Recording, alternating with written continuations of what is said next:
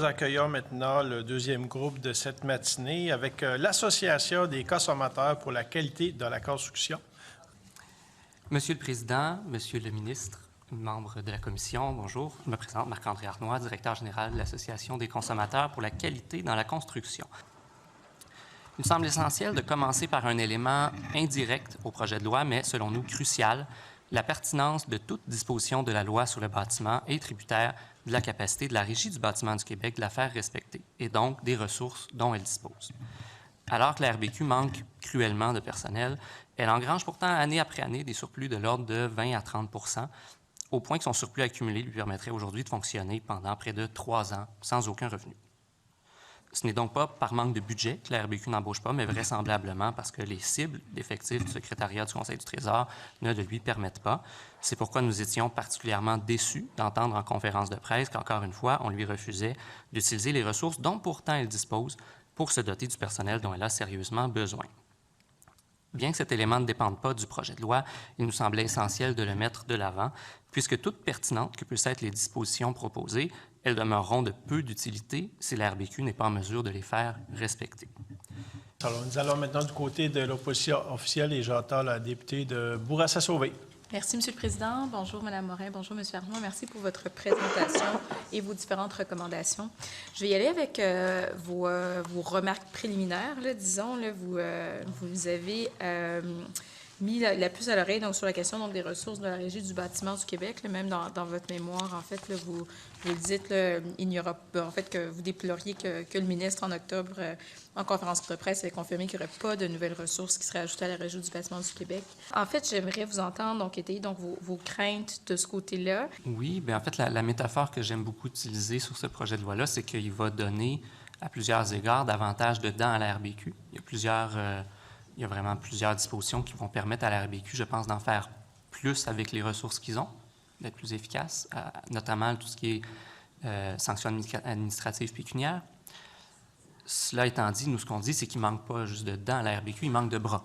Et on ne connaît pas beaucoup de prédateurs qui attrapent leur proie uniquement en montrant des dents. Il y a, à mon souvenir, environ 600 employés à la RBQ, dont une centaine travaillent à l'inspection et à la surveillance, pour 53 000 titulaires de licence. Donc, c'est évident pour nous que ça ne peut pas suffire à la tâche. Ce n'est pas parce qu'ils ne sont pas compétents, c'est parce qu'ils ne sont pas assez nombreux. Et si on était dans un contexte de rigueur budgétaire à la RBQ, on pourrait dire, bon, mais il y a des choix de société qui ont dû être faits, mais le fait est que la RBQ, depuis aussi longtemps qu'il y a des rapports annuels de gestion, dégage des surplus de 20 à 30 Donc, il y a un surplus accumulé très important à la RBQ qui leur permettrait normalement d'embaucher. On n'est pas dans le secret des dieux pour dire pourquoi ils ne le font pas, mais la seule raison vraisemblable qu'on peut voir, c'est les cibles d'effectifs du secrétariat du Conseil du Trésor. Et donc, ultimement, le pouvoir d'embaucher à la RBQ n'est peut-être pas en leurs mains. Ce qui est quand même problématique pour nous parce que la RBQ est extra-budgétaire, c'est-à-dire qu'ils ne font pas partie du budget du gouvernement. Donc, on peut difficilement, selon nous, donner de l'imputabilité à un dirigeant tout en lui gardant les mains liées. S'ils sont extra-budgétaires, ils devraient avoir le pouvoir de dépenser cet argent-là. Ouais, et même peut-être plus encore, pour n'importe quel organisme public, je disais la RBQ, c'est pas une société d'État, c'est pas une entreprise d'État. Son but, c'est pas de dégager des surplus. Donc, si, de manière récurrente, l'organisme dégage des surplus, c'est soit qu'il y a trop de revenus, soit qu'il n'y a pas assez de dépenses. Et nous, probablement qu'il y a des associations d'entrepreneurs qui préféraient qu'on descende les revenus. Nous, on défend l'option contraire, qui est que ces sommes-là devraient servir à remplir la mission de la RBQ. Et peut-être ressouligner quand même qu'en juin 2021, c'est pas nous qui le disions, la vérificatrice générale du Québec a clairement montré que la RBQ ne prenait pas tous les moyens à sa disposition pour remplir sa mission.